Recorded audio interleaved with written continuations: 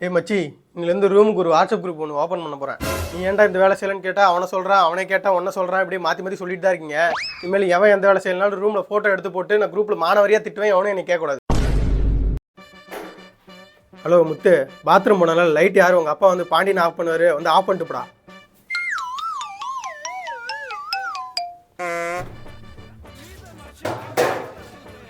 Hello தம்பி கோகுலு, வந்து தட்டை கழுவிட்டு போப்பா. உனக்கு வந்து நாங்கள் கழுவுறதுக்கு நாங்கள் இன்னும் வேலைக்காரங்கள, வந்து கழுவிட்டு போ.